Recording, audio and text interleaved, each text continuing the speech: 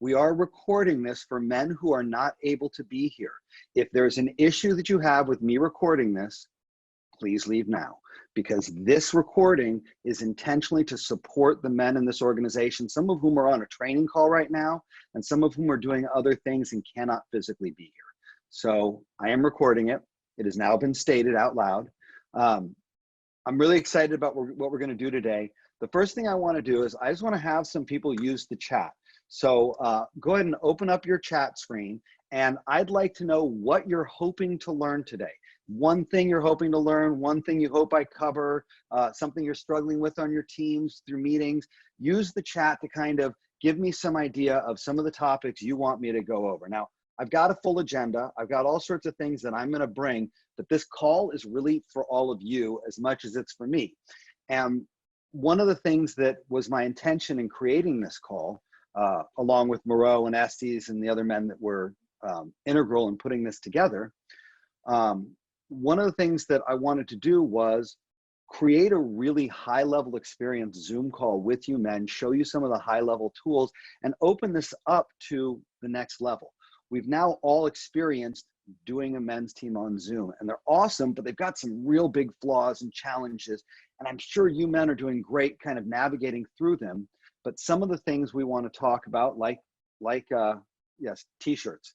You want to know how to find my t-shirt, Ellis? It's not going to happen. It's a well-kept family secret. No, you want to know how to do subgroups and do breakout rooms. We want to learn about security, how to have 50 men on one screen. You can have 49 men on one screen. The whiteboard function. Oh, I got something going bonkers on my screen. Let me get that off. Okay, good, that's done. And how to kind of manage these calls better. So what we're gonna cover today, we are gonna cover security.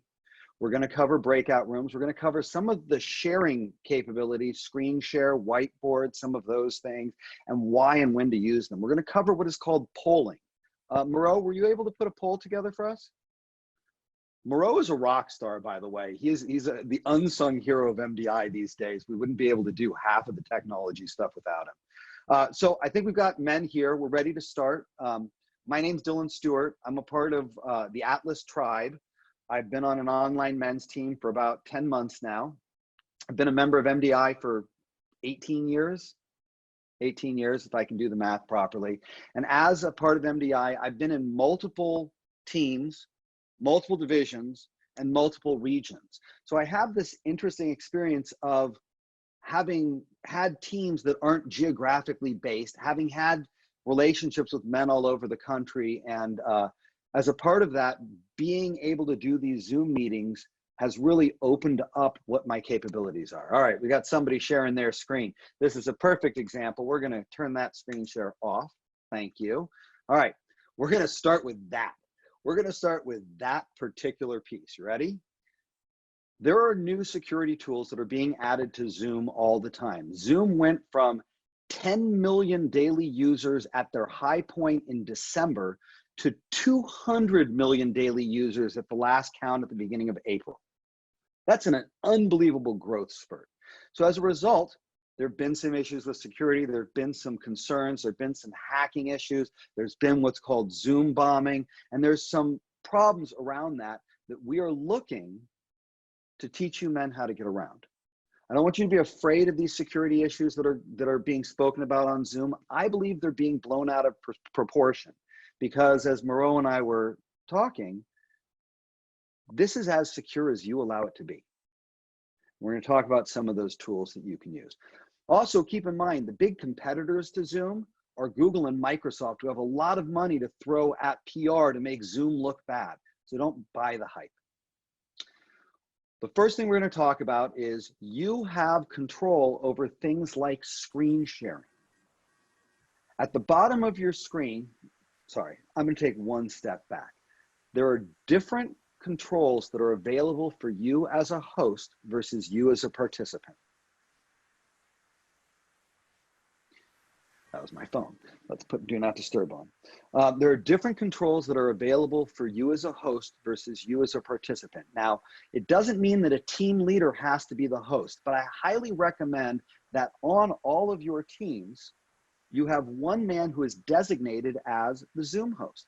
And the Zoom host can control the meeting a little bit. I'm the sergeant of arms for my team, so I get to control the meeting through that position. And what controlling the meeting means is that you are able to allow people or disallow people from sharing their screen.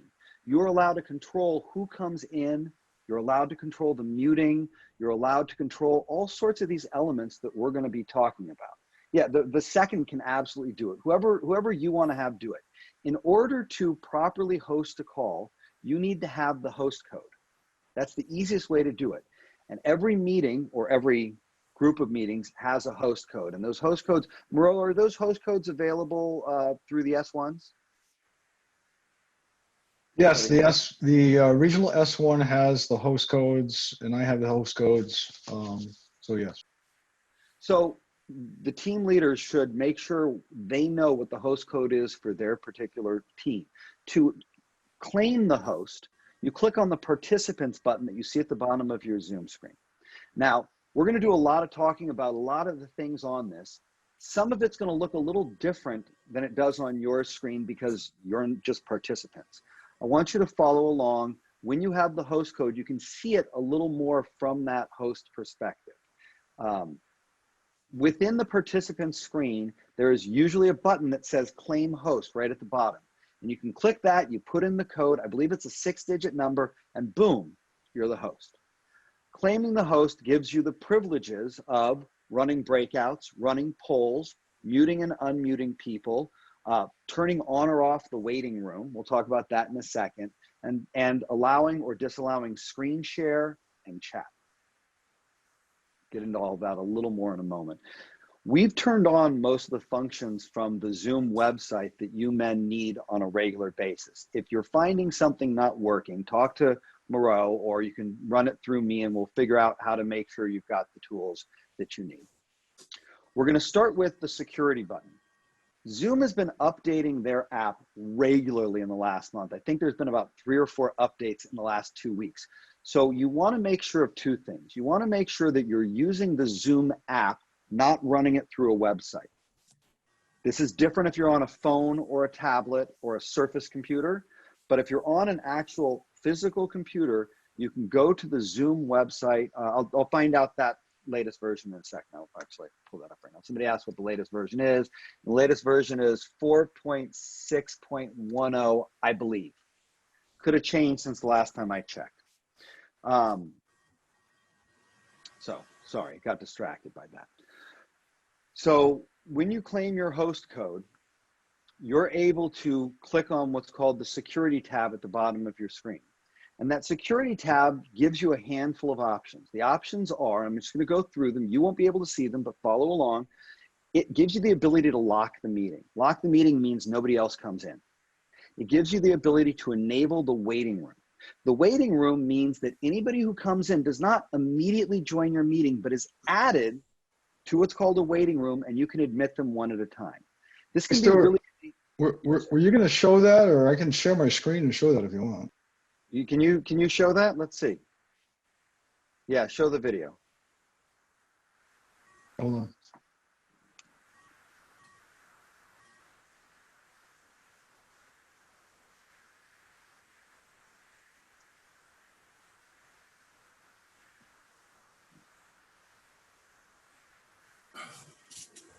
All right, so if you can see at the bottom of that screen, you should see the security tab. Moreau, go ahead and play that, and we'll show them what it looks like when you click on it, and then pause it for me. Pause it. Okay, so as you can see right here on the screen, that's what the security shield looks like. And you have the ability to lock the meeting, to enable the waiting room, to allow participants to share the screen or not, to allow participants to chat or not, and to allow people to rename themselves. The reason these tools were added was because of what was called Zoom bombing. A bunch of AA meetings were happening, and on those AA meetings, which had a code that was on the internet, people were joining the meetings and sharing their screens to show porn in the middle of an AA meeting. to take over the whiteboard and draw big penises, because that's apparently the only thing men know how to draw, to change the names of themselves so that instead of where it says Dylan Stewart, their name would say, you know, some profane term that I'm sure we've all heard. We won't use those specifically here. But by using that security bar that you've got at the bottom there, you can disable screen share, you can disable chat, you can disable the ability for users to rename themselves. In addition to that, you can turn on the waiting room. Now I want to talk about the waiting room for just a second and we'll move off. The idea of the waiting room, you can go ahead and close that screen off here. I'll close it off. We'll come back to that. The idea of the waiting room is when you're starting a meeting, as you noticed, if you were here early, this meeting started and men were joining before I was really ready. That's because there was no waiting room and because there's a setting called participants join before host. This is important that that's on for your team meetings in case your host is late. But in the case of this meeting, it would have been great if we had had you guys wait in a waiting room before we were ready. If I turn on the waiting room right now and somebody calls in, they will not join us immediately. They will go down into that bar at the bottom where it will let me know that somebody, the bar at the bottom which shows participants, which would let me know that somebody is waiting to be admitted. You can let everybody in the waiting room in at once, or you can let them in one at a time. Enabling the waiting room once your meeting has started is a way to make sure that no unexpected guests are going to pop into your meeting out of the blue. Because if they do, they'll just end up in the waiting room and you can kick them out. Okay, that's enough about the waiting room. Let's talk about any questions about anything that I did on the security panel. We'll talk some more about other security stuff in a minute. Okay, cool. So Moreau, do we have a video of the participant screen? Okay, will you pop that up for me? And I have a screenshot of it as well. So there are two participant screens. There's a participant screen when you're a host and the participant screen when you are a participant. As a participant, the big purpose of the participant screen is to raise your hand. That's the biggest reason for having it. But as a host, the participant screen is really important. All right, let's go ahead and we've got that. We'll wait till he gets there. The participant screen shows you everyone who's on the call. It shows you who's screen sharing. It shows you whose hands are raised. For example, Resnick's hand is currently raised, and I can see that from here. It shows, Moreau, I'm gonna stop that because it's gonna get us off track. Let me see if we can, I'll take a screenshot. We'll do it that way. And I'll just share that screenshot. Give me 1 second for that. Okay.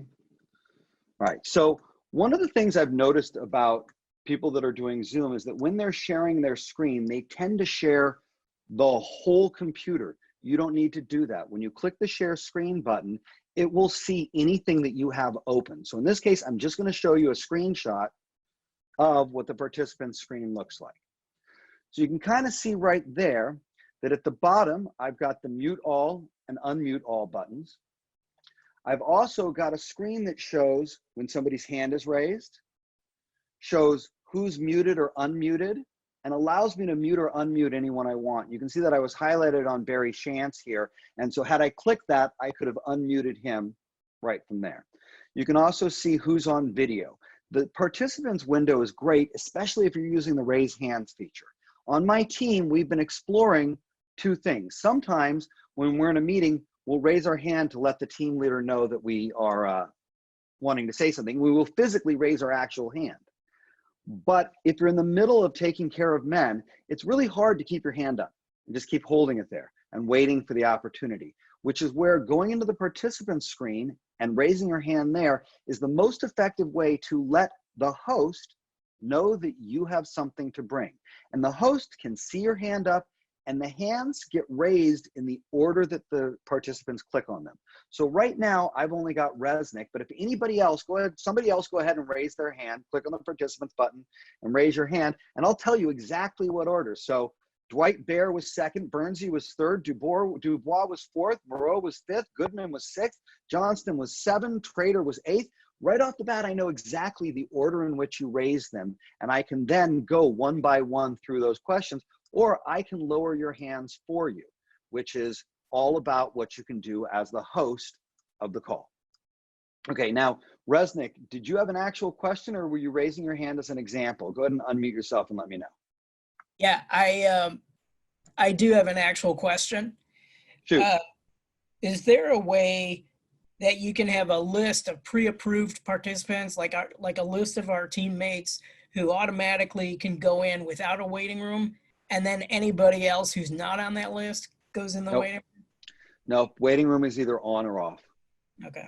It is what it is. Now, what I'll tell you is when I have used the waiting room, I'll pretty much start it right as soon as we hit the time of the meeting, and I'll just let everybody in. And 99% of the time, it's just our team. I've been using Zoom for several years. I've yet to have anybody crash into any one of my meetings. So it's not as prevalent as the news would appear to make it seem. But that's what the waiting room's there for, is if you're concerned or you're worried about it, it's very easy to let your men in and then allow the waiting room turned on once everybody's in the meeting. Once they're in the waiting room, like I had a situation last night, someone joined our call, we didn't know who it was. I used chat to ask them, but I don't think they saw it. Is there a way, if I bump them into a waiting room, that I can type them a message so there's no way they can miss that I'm asking them? That's a really good question, and I don't know that answer. How about I send you into the waiting room and see if I can text you? You want to do that? Let's see. All right. So as the host, I can hover over Resnick's screen, okay? And to the right side of Resnick's screen, there are 3 dots. And I can click those 3 dots, and I should be able to put him in the waiting room. Bye, Resnick. Putting him in the waiting room. Okay. He's now in the waiting room. I'm going to see if I can text him. So I'm going to open up the chat here, and I'm going to see if he shows up. Oh, the answer is yes. Let me get him out of there. The answer is yes, because it's right there. I'm going to add, so I'm going to click on the participants tab at the bottom, and it shows everyone who's in the meeting. There's 30 of us, by the way, and 1 person waiting in the waiting room. I'm going to admit him. Wait for him to join. He should be here in a moment. Resnick, unmute yourself. Or I'll unmute you. All right, yeah, I'm Okay. back. I didn't So see what I anything. want to tell you, now I know, because I wanted to tell you what I learned, which is in the chat window as the host, I have the ability to send a message to everyone in the waiting room or any particular person in the waiting room. So you absolutely have that ability to communicate with anyone that was in the waiting room. I wanted to bring you right back in to tell you it's just in the chat screen, but you have to be the host. Well, I just want to point out also, I didn't see any message. Did you I didn't actually send type one. Oh, I didn't okay. send one. I just brought you But I in because I can. saw it was available. Yes. Okay. incidentally, if you have the host code, it's really not necessary to use. I mean, you can use the waiting room, but it's really not necessary because you can control who's in the meeting, who's not in the meeting, and you can knock them out.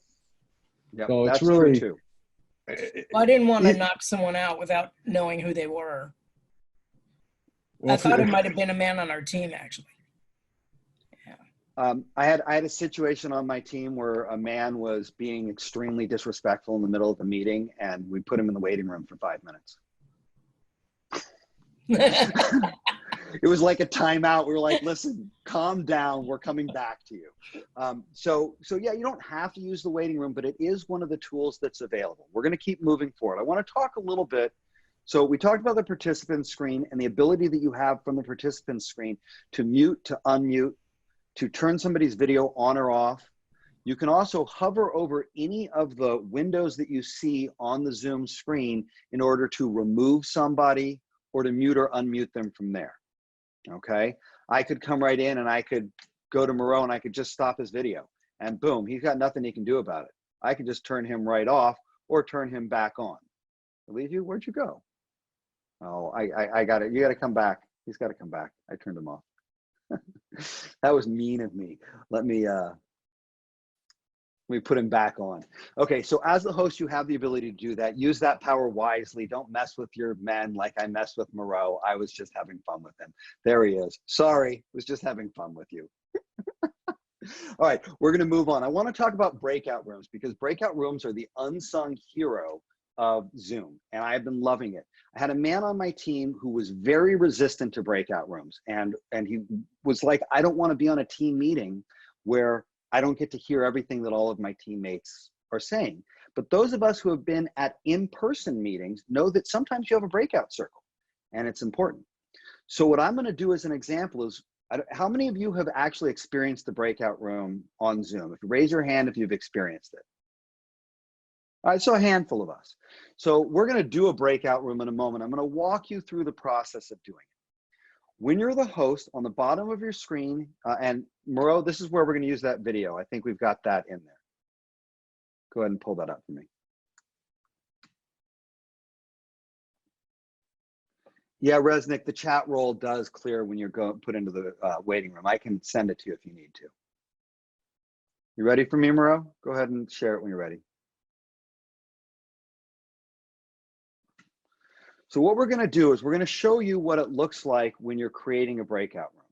And it starts by clicking on the breakout button that you have. You just rewind us just a moment there. Okay, so on the far right side of that screen share, and I'm going to go ahead and do a little bit of annotation here for us. Pause it for a second. So the breakout rooms icon is right here. Okay, so you should be able to see that. I'll try and draw a better arrow for you. So right there is where the breakout rooms button is. When you click on the breakout room button, you get this pop-out window here. Okay, when you have that pop-out window, you have two choices. You can assign automatically or you can assign manually. The difference is automatically will break all of the men up into however many rooms you've selected. So if there are 30 people and you say 3 rooms, it's going to be 10 per room. You can do as many rooms as you want and you can adjust it that way. If you choose automatically, you have no control over it. The host will not be assigned to a breakout room.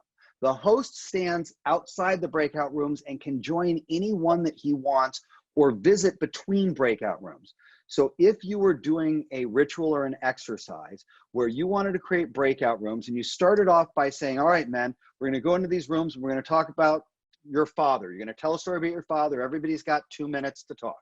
You might then go from room to room saying, how are you doing? Does anyone need more time? And be able to experience it like you would at a team meeting where you walk from circle to circle. Okay. If you choose to select it manually, you can assign this man and that man. They're a pair. These 3 men are a pair. These 2 men go over here. Those 2 men don't work well together. We'll put them in separate rooms. And you can assign whoever you want to in any particular room. Okay. All right. Yep. Hit that. That's perfect. I'm going to get rid of my drawings. Okay, so when you're inside of the breakout rooms, you can see that you can assign men to specific rooms. Pause it there for a second, Moreau. So right here under options is the ability you have to choose how long the breakout room stays open. Did we get a video of that window at all? Okay, I think I have one of it. Let me see if I can grab it real quick.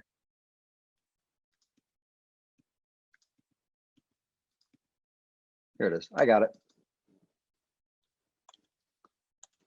I would do screen sharing of Zoom, but Zoom goes invisible when we screen share it. So it makes it a little hard. I'm going to kick off your screen share.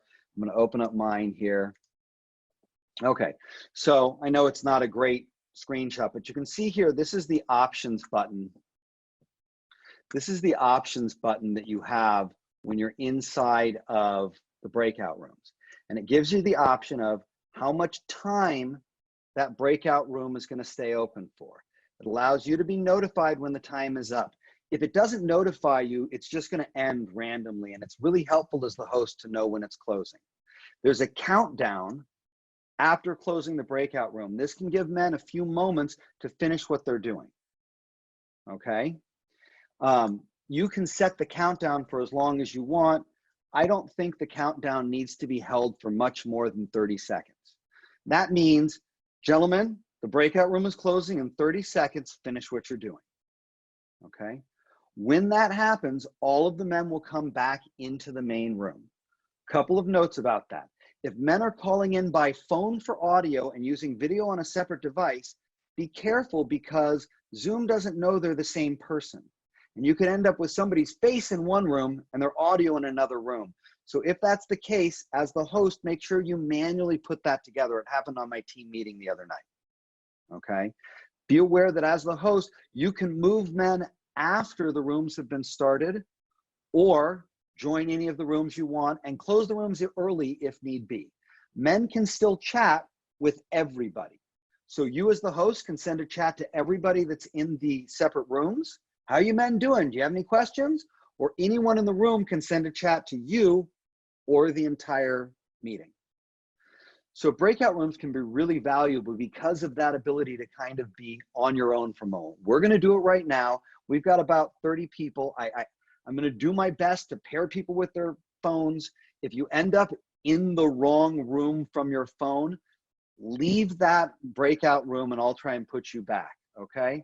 I'm gonna say something that's really important about calling in from the phone when you're on video with another device. On the video, you can tell your computer or device that you're joining from a different phone, and it will give you a participants code. And then it will pair your video with your audio so that it's not two separate screens. So that's done when you're joining audio on the computer. It's got that option that'll allow you that participants code. All right, we're gonna do 8 separate rooms. There's gonna be 3 to 4 participants. It says 5 minutes. I'm really gonna just leave us in there for like a minute or 2 just to get the experience of it. When you come into these rooms, your job is to pick someone who's going to lead the room and find out, have everybody introduce themselves. That's what you're gonna have the time for, okay? So just assign someone and everybody introduce your name, where you're from, what your team is, something like that. I'll see you back about a minute to 2 minutes. Right, welcome back, Shantz, Holowachuk, Baldwin. All right, we got some people joining. There's Wendell. All right, how are we doing? To get everybody back, did we lose anybody in the way? Anybody got left behind? Looks like, no, we're doing good. Everyone's coming back. Did I just get teleported? What happened here? You came back into our main room. All right. I threw you out of that room. You were causing trouble. Yeah. We had two guys who couldn't connect with any kind of sound. Yeah, that was probably, like I said, they were probably calling in from a different device than their video, and they got split. So those men need to get better at joining the two things together, which is done, as I said, by using a participants code. So it sometimes can be hard when you've got 2 people. On a team that's 10 men or however large your team is, you know your men and you know your men's numbers, and it's a whole lot easier to pair them together. In a 30-person group, I don't know who anybody is. So what I want to do is I'm going to talk for a minute about the breakout rooms from the host perspective, but I would love for anybody who would like to share what that experience was like to do the raise hand function. And as soon as I finish talking about the breakout rooms host capability, I'd love to connect with you on that, because that's really one of my favorite things to do on Zoom. What I will tell you is during the breakout session, as the host, you can still press the breakout room button and you can assign people or jump from call to call as need be. You can still put people in the waiting room. If somebody joins the call during the breakout rooms, you will get a notification that someone has not been admitted into a room, and that will allow you to hit the breakout room button and assign them somewhere. So it's not like your host capabilities go away when these breakout rooms start. If you're the host, you need to be paying attention. And this has to do with how all of us maintain security on Zoom in general, is pay attention.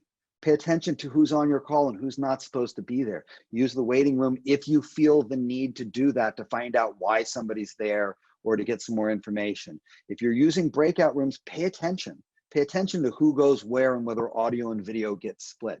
It's your job as the host to host the call. It's not a passive thing. So let's see, we talked about the security tab, we talked about breakout rooms. Anybody wanted to share anything about the breakout room? What you men think about that? Was that like, give me a thumbs up, a thumbs down, it sucked, it was awful, you wasted our time? Oh, Baldwin didn't like it, but he didn't have audio, so I understand why you didn't like it. That's all right. It is what it is. We'll figure it out. For me, on a fairly good, I love that Trader knows how to use the reaction button. There is a reaction button at the bottom of your screen that can allow you to applaud or give a thumbs up, which is a great way to let a man know, ho, we're all with you. We appreciate what you brought, or good job, without interrupting the man sharing, which I think is pretty cool. Leaning into these technologies is why we're having this conversation. There's tools that I keep uncovering about Zoom, and I've been using it for years. So what we're going to do now is we're going to do a poll. Let me explain what a poll is. And let me further say that I have been using polls to do things like voting.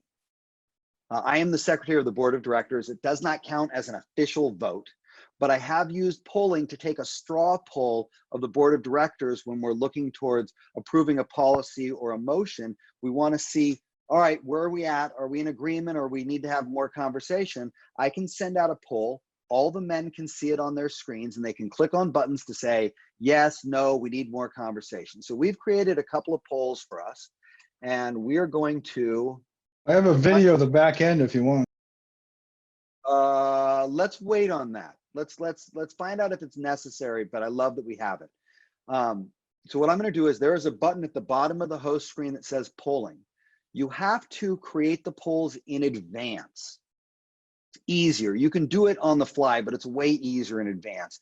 I've got a poll that Moreau created that we're going to send out to you that's essentially trying to find out where you are from and how you feel about Zoom as far as security is concerned. So all of your screens, you're going to get this poll. Go ahead and answer it. We'll take a couple of minutes while men are answering it, and then I'll share the results with you. And this is a really easy thing you can do on a meeting, whether it's to take a vote or because you men are trying to figure out whether you want to make a new standard or something like that. It's a great way to do it. We're going to launch this poll. Okay.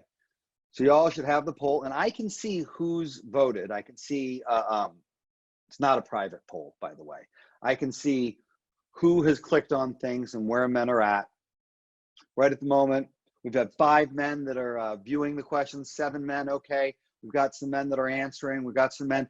One of the questions on the poll is, what region are you from? I can't participate in this because I am the host, but I am from Build Your Own Region, which is what we call the Atlas Tribe at this point.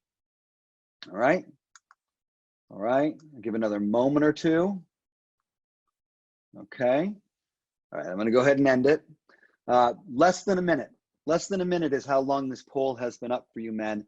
And 22 of 28 of you have already voted. I'm going to click end poll. And I can see the results of the poll personally. I can see that there are 7 men from the Canada region, 5 men from the Northeast region, 1 man from the Southwest region, and the winner is the Western region with 9 men. Woo! All right. The question is Zoom secure? Yes. 17 out of 22 said yes. No. 1 said no. And 6 said, I don't know. Okay. I'll go ahead and share the results so you can see what that looks like, and click this button and all of you can see what the results were and kind of look through them on your own. It doesn't tell you who said what. I actually on the back end can look that up, and I'm not going to, but you can. All right, I'm going to go ahead and stop sharing. Close that out. That's what polling is. What do you men think about that? Thumbs up, thumbs down? Is that a cool thing? Kind of a fun thing to be able to do? All right. We talked about the participants button, and I'm just going to go over the participants screen again. The participant screen allows you to, as a participant, raise your hand. You can also do things like go slower or go faster, which will tell me as the host that I'm talking too slow, or that I've lost you all with my massively quick technological communication. It can be helpful to your team leader or to whoever's sharing if you do that in the participant screen, but really I use it most for raising hands.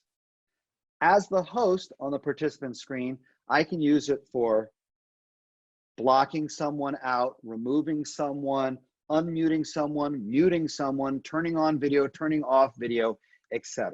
So it's valuable as the host to have that participant screen. Last thing I'm going to say about the participant screen also has to do with the chat screen. And if you've got questions on the chat screen and you're putting things in there, go ahead and put them in there. I'm going to look at that in a moment.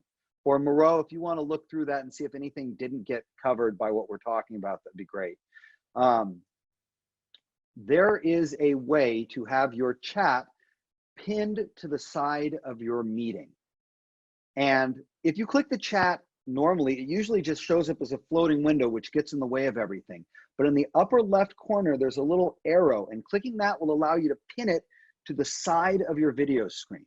This can allow you to very easily communicate with your men without it being disturbing you and having to look around. When I'm at a meeting, as the Sergeant of Arms, I will communicate with the team captain and with the team second during the meeting. If someone's running a particular exercise and as the Sergeant of Arms, I feel like they need my support, I will chat directly with them. So having the chat pinned to the window is a good way to do it. When you do that, you can also have the participant screen pinned to the window, which means that you can very easily have both your windows in one place as the host to both cover the chat and to cover the participants. It's done in the participants screen by clicking on the More button and choosing Merge to Current Window. So just be aware of that. I like having them pinned there, and I'm doing a lot of admin on calls these days, so it's helpful for me to have it right there and not a floating window that I've got to dodge. All right, let me catch my breath there. Anyone has questions? Goodman, you've got a question for me? Yeah. Where do you do, is that the host that does the pinning like that, or can the participant do that? I believe the participants can do the pinning as well. I don't see that. I don't see that. So on the chat, let's see. On the chat screen, in the far right bottom side, there are 3 dots. If you click those 3 dots at the bottom, it says Merge to Meeting Window. No, I only see, I click the 3 dots and all it says is Save Chat. Okay, then the answer is the host can do it. I thought that it was Actually, I think it's probably because he's got it already merged. Well, they are pinned to the right already, but I mean, if I didn't, Right. if I wanted it to float. well, Up on the if left, it's on the top left of where it's pinned, there's a little down arrow. Mhm. Click on that and it says pop out. Oh, pop out. Okay. right. So the Thank answer is those are the 2 different views that you can have. Is you can have it merged / pinned, or you can have it as a floating window. Okay. All right. Moreau, is there anything on the chat that is not been answered? Can anyone claim a host from participant screen if they have a host code? Yes. Yes. If you have the host code, you can grab the host. And you that can be helpful. Can you grab the host code from another host? Yeah. If somebody else has the host code, if you are the legitimate host, meaning that your account signed in with it's not going to happen with us because nobody's a legitimate host in that way. Yes, if someone has claimed the host code and somebody else puts the host code number in, it will transfer the host to that new participant. And this can be very valuable if somebody else is running an exercise and they need to run the breakout rooms, but it could be distracting if men are playing with each other and pulling the host code back and forth and just a complete distraction. So yes, you can. And I just want to say that, you treat the host code as a confidential code. You don't want to be tossing it around to everybody and his brother, because it could get a little funky. I think it really is it's like having a master key to Zoom. And you wouldn't want to just have some immature person grab hold of that and mess with everybody, because he could jump on and could dump everybody's video off and cause havoc. I'm giving you the tool of the host capabilities because I know you're mature men and because this is a valuable resource for you to have. Don't abuse it. Okay. And there is a lot of training, instructional training on Zoom. There was a question about that, and they have all kinds of training that you could view to your heart's content. And I'd like to say something else about security and Zoom. This is really important. The security conversation that we've had here is our best practices. If you want a official security recommendations and the understanding of what Zoom recommends, go to the Zoom website. They've got a video right there that will talk you through the highest level of security. These are just my best practices and opinions of how to best use these things. I'm not officially speaking for Zoom as best security practices. So if you want more than what we're giving you here, be aware that that is on Zoom. And that's really where the official here's the security tools are. We're sharing all of them with you, but we're sharing them with you from our experience. I want to talk about screen sharing. We talked about screen sharing a moment ago because a lot of men will do a screen share and they will share their whole computer screen. And then you got their desktop and you got their, Chrome tabs, you've got all this mess. Be aware that when you share, you can share any specific window that you have open. So if you've got a screenshot you want to share, and I'm going to actually see if I can find it quickly without, here we go. So when I am on a team meeting, we recite the mission at every meeting. I don't know if you men do that. We recite it. I have created a little picture so that I can put it right up on the screen easily. Notice you don't see my desktop. You don't see anything else. You just see the image that I'm sharing. So I want you men to know that you can share anything that you've got on your screen, but be prepared, have it ready. What kind of things might you share? Well, imagine you're doing an exercise or a ritual around fathers, and you've told the men in your Crushworth is sharing his screen. Is it going to be inappropriate? He's sharing his whole desktop. Now you'll notice I'm going to stop him from sharing that, but now I'm going to go in and I'm going to disable participants from sharing their screen. So anybody else wants to share your screen, ask first, just to be clear. And nobody can do that at this point now, because as the host, I've turned that function off. Okay, so when I'm talking about screen sharing, you might want to share your father's picture as you're telling the story of my father, myself. You might want to share a document that you've written or something you want to share with the men. There's lots of things that you can use for screen sharing. But the things that we're going to talk about here are the advanced level. And the advanced level is you can share audio. And you can either share it with video or by itself. When would that be relevant? Well, let's say you've got a YouTube video talking about, some masculine topic that you want to share with your team. You open up your web browser to the YouTube or whatever you're getting the video from. You click on the share button on Zoom, and in the bottom left corner is a button that says share audio. Okay? If you don't click that, they will see your screen and they will not hear anything, which isn't the way you want to do it. If you click that, they will hear it. Now, as we've learned with Zoom, two people can't talk at the same time. So if you're sharing and other people are talking, we're going to hear the other people, not the share. So I tend to mute all and then go ahead and share the video.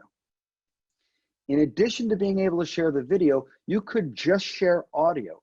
Maybe a team member has recorded a little piece that he wants everybody to hear because he can't be at that meeting. Or maybe there's a song that you want to play, or you're going to do a little meditation and you've got a spoken word something. When you hit the share button, at the top of the share screen, there is a tab called Advanced. And Advanced will allow you to share audio only.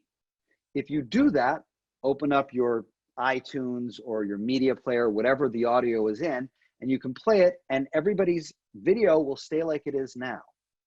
If you're sharing a video, it goes into the screen sharing where everybody's screen gets small and you can't see each other's faces. So it's kind of a grab bag of when to use which one. If it's a video, by all means, use the video capability and share the audio. But if it's just a song that you're playing, just play the song. Don't try and do it with the video playing as well. I hope that makes sense. I hope that, see if there's anything else here. Okay, all right. The other thing I want to talk about screen sharing, and you saw me do it before. This is a really important thing. We're going to talk about the whiteboard as we get into this. Screen sharing has an annotation tool, and you saw me drawing on Moreau's video. So I'm going to go ahead and grab something as a screen share, hopefully something appropriate, okay? And I just want to say something. We do have, there's another call here at 10 o'clock. So we're going to need to end this meeting soon. I understand. I understand. We'll be prepared. We'll be approximately 10 minutes. Okay. All right. So when you're sharing your screen, or when a screen is being shared, at the top where the screen share icons are, there's a button that says more. I'll take a screenshot of it so you men can see it. And then we'll get really meta here, and I'll screen share my screen share. Hold on.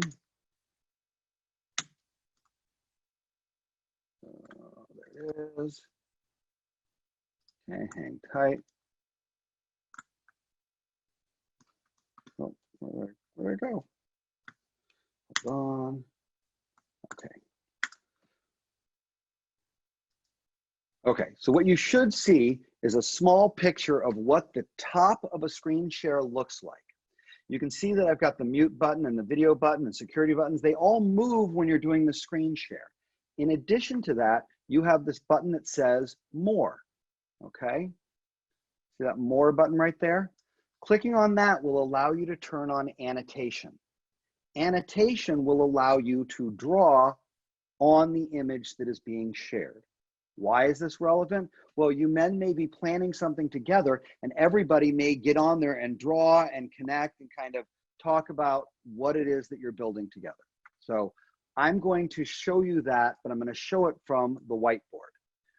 When you come into the share screen function, you also have something called the whiteboard. Whiteboard pulls up a big blank board. When a whiteboard is up, everybody should have access to being able to draw on it. So while you've got this up, see if you can find the annotation tools under that more button. See if you can grab the drawing tool and see if you can draw something. I'm going to draw a nice little smiley face. Okay. And in that annotation toolbar, you should have different colors. Moreau, are you able to find it? Somebody else should be able to see it. There we go. Okay, good, good, good. I didn't want to be alone with my terrible drawings. Okay. You can change the color, you can change the drawing, you can do anything you want to do within there. You can do shapes. So you can pull up circles, you can pull up squares. Why is this relevant? Well, anybody ever play Pictionary? It's a great game to play with your team. Or Hangman, and these can both be done very easily from here. You could also be using it to put text down and to be talking about our next meeting. And you could create a document together right here where you could create a CPR or whatever you wanted to do. So the whiteboard is a really powerful tool for sharing and writing and drawing all at the same time. As the host, I have the ability to clear the viewer's drawings without clearing mine, or to clear all drawings. Okay, I'm gonna go ahead and clear this. I'm gonna stop that share. And I'm going to see if anybody's got any questions. Oh, I have one last thing. Last thing, when you're in a screen share like we just were, you'll notice that instead of the big Brady Bunch videos that we see up front, your videos go off to one side. When that happens, you can move the videos around and you can change the way they look. So I'm going to go ahead and do that real quickly here. So we'll do another screen share.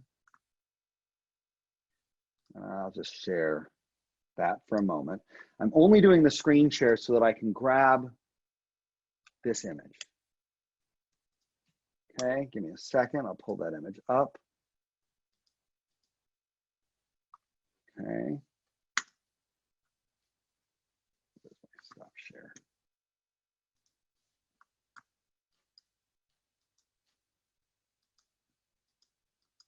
Oh, I've lost my screen share. Oh, there it is. It's behind everything else. Got it. Okay, all right. There we go. I'm going to share this, and then I'm going to take any questions anybody's got. So just be aware, if you have a question, raise your hand. If not, we're going to finish in just a couple of minutes so the next meeting can happen. But I want to make sure that anything that wasn't clear can get answered. So what you should be seeing here is what that bar of everybody's pictures looks like when you're on screen share. okay? Yours may be up and down as opposed to mine, which is left and right. If you grab it by, I'm gonna annotate it, so take a look here. If you grab it by this section over here, even if that section's on top, you can move it around. If you slide it to the left or right side of your screen, it will automatically align vertically. If you slide it to the top of your screen, it will automatically align horizontally. So this way you can move it out of the way when the screen share is happening. And since we're screen sharing right now, you men could be playing with that. Also be aware that there's a bunch of different options of ways that it can be organized. The top one shows nobody. The second one shows only the person who's speaking. The third one is the one we're currently selected on, which shows a list as long as it shows as many people as we can show on your screen. So usually it's about 6 or 7 people. The bottom one that you see right here will mimic the way it looks when you're full screen, but it will overlap the screen share. It will give you that same kind of Brady Bunch grid. And I only recommend that one if you've got 2 screens. If you've got 2 screens, that way you can have screen share on one screen and all the videos on the other screen. If you've only got one screen, be careful of that view. It will allow you to see more people, but they will be smaller and they may overlap the screen share. That only shows up when you're on full screen in Zoom. If you're not on full screen, you do not have that capability. It depends on actually the different operating systems. Windows and Mac treat it differently when screen share happens. On Windows, screen share tends to happen in that upper view. On Mac, it knocks me automatically into full screen.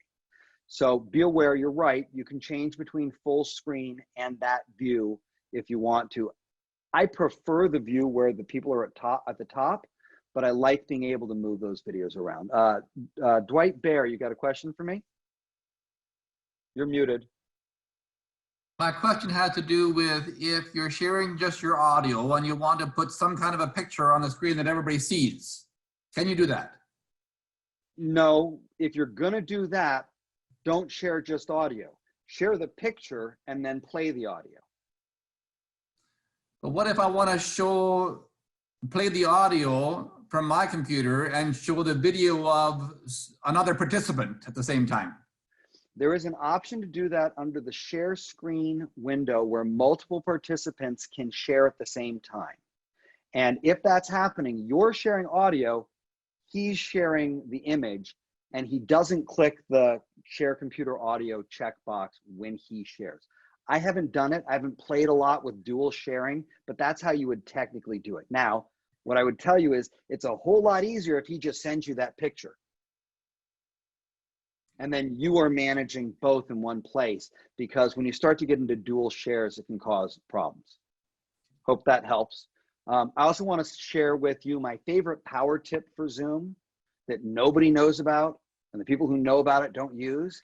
If you want to temporarily unmute yourself, hold the space bar. The space bar is a great way to just, while you're holding it, you'll be unmuted, you can talk, and then when you let go, it mutes yourself. And this can make it so much easier. If you've ever been at a meeting and a man's fumbling around trying to find his mute button, I keep saying just hit the space bar.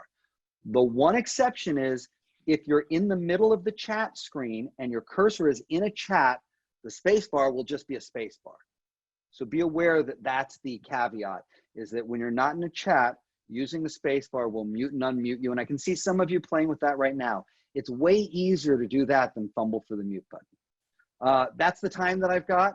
I hope we got your questions answered. Let myself or Moreau know if you have other questions, concerns, issues, anything that's not being covered, any additional trainings like this or on other stuff that you want. It's really one of our purposes to make sure we've got trainings for the men, both for Zoom and for other things. There's some great trainings that we're putting out right now. And if you have any questions, I will go ahead and put my email in the box.